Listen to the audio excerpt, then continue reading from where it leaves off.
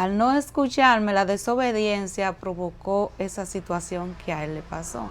Es muy lamentable, porque alguien dirá, bueno, pero a ella no le dolió su hijo, sí, a mí me dolió a mí. Y me duele, porque los hijos nunca se olvidan. Y siempre lo recuerda. Todo el tiempo yo recuerdo a mi hijo como el primer día. ¿Qué fue lo que le pasó a tu hijo? ¿Qué fue lo que él hizo para que lo llevase a no estar con nosotros hoy? Mira, a mí. Estamos con Claribel Parreño, quien tiene un testimonio de lo que pasó con un hijo suyo.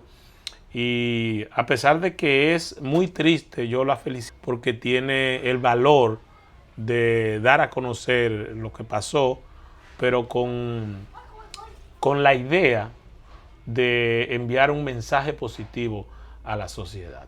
Gracias, cuéntanos qué fue lo que pasó con tu querido hijo que ya no está con nosotros. Bueno, yo tuve 3 hijos, 2 varones y una hembra. De los tres hijos que tuve, mi hijo que falleció era el más sensible, pero el más desobediente. Cuando tú hablas sensible, ¿cómo así? Mi hijo, si me dolía la cabeza, él estaba vuelto loco. Si algo me pasaba, él no se despegaba de mí, pero no me escuchaba. Al no escucharme, la desobediencia provocó esa situación que a él le pasó. Es muy lamentable, porque alguien dirá, bueno, pero a ella no le dolió su hijo, sí, a mí me dolió a mí. Y me duele, porque los hijos nunca se olvidan. Y siempre lo recuerda. Todo el tiempo yo recuerdo a mi hijo como el primer día. ¿Qué fue lo que le pasó a tu hijo? ¿Qué fue lo que él hizo para que lo llevase a no estar con nosotros hoy? Mira, mi hijo cuando estaba pequeño, mi hijo falleció de 14 años.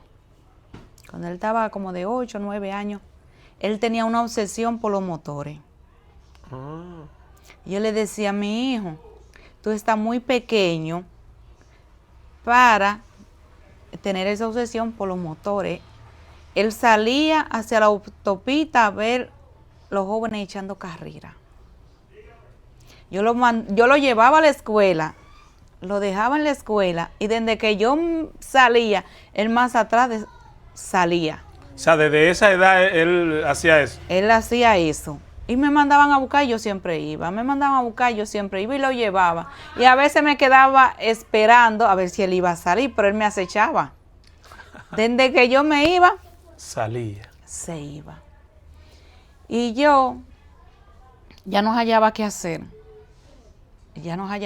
Hablaba con todo el que yo conocía que tuviera motor, y yo le decía, no me le empresten el motor al niño, porque si a mi hijo le pasa algo, yo voy a acabar con todo el mundo. Yo le decía así, pero a veces él lo cogía sin la gente darse cuenta. O sea, le cogía los motores hacia alguien, préstamelo. Se lo llevaba hasta sin decirle llévatelo. Wow, era una sección Extraordinaria. Y yo era búscalo, donde quiera era buscándolo, para que no me le dieran un golpe, ni me le pasara algo, porque yo no quería que a mi hijo le pasara algo. Sí, te entiendo. Tú sabes, y la gente me decía, no, que usted es muy apoyadora, que deje que ese muchacho se desarrolle. Alguien le dije que se puso enemiguita mía, le dije, no es a la policía que hoy los delincuentes se le han ido de la mano, y a los padres. Y aunque mi hijo no tiene su papá, pero yo soy su mamá y soy responsable a mis hijos, a los 3 que tuve. Por eso es que yo lo busco. Porque si mi hijo, ninguno de los 3, podían llevar a mi casa algo que yo no le comprara. Porque inmediatamente ellos tenían algo que yo no le comprara, tenía que ir a devolverlo y yo ir más atrás. Y si alguien le dio algo, yo tenía que saber como madre por qué a mi hijo le dieron eso. Porque yo no sé en qué mandado podían mandar a mi hijo. Tú sabes. Pero entonces, si él no tenía motor, ¿cómo fue que encontró una moto para él salir a... ¿O tú le compraste algún motor? No, jamás, ni de Reyes. Entonces... Hay 2 cosas que yo no le dejo a mis hijos, o ya yo tengo un nieto, que es ni motor, ni Jamás yo dejo eso de Reyes, a nadie. Yo comienzo a trabajar en el 2016. Ya yo trabajaba casi el día entero. Yo trabajaba de lunes a viernes. Un vecino se muda y pone un colmado.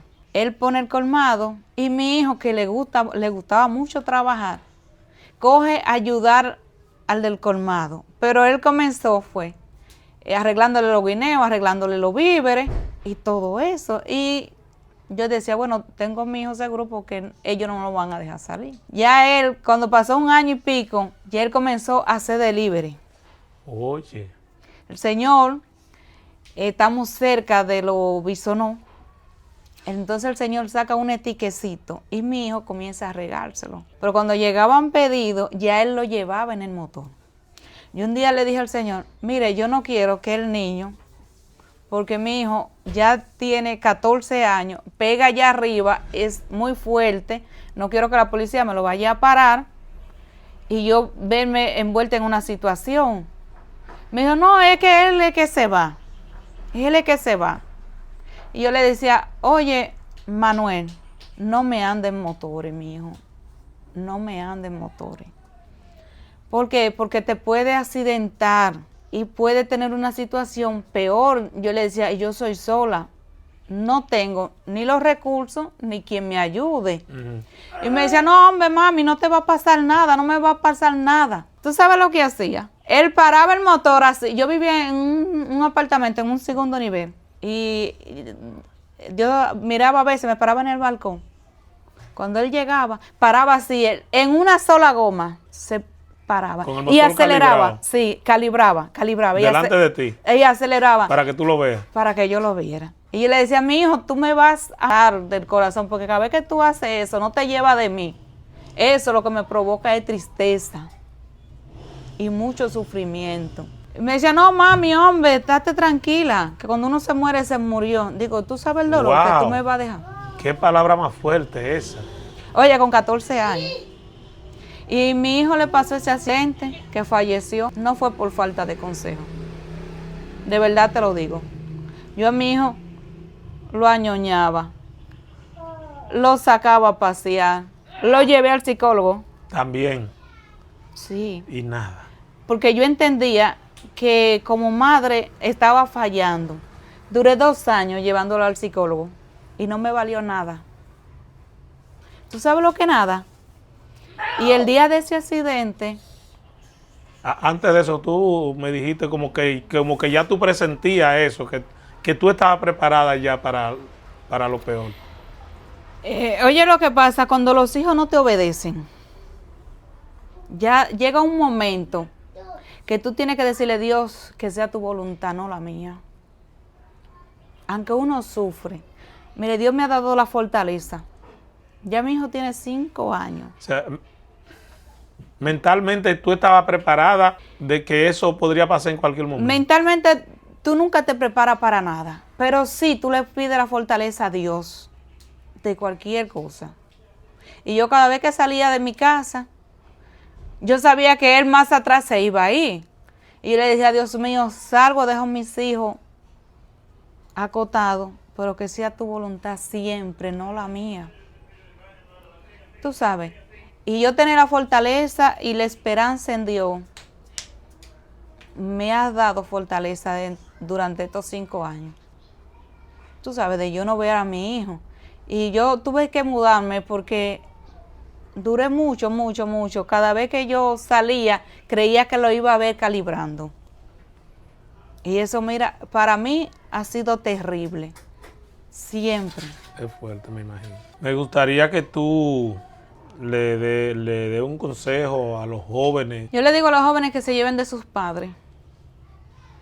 Que se lleven, no importa si tú vives con tu mamá, que tú vives con tu papá, siempre llevarse de sus padres, porque los padres siempre vamos a querer lo mejor para los hijos. Entonces, hoy en día hay tanta dificultad con la juventud y es porque no se llevan de sus padres.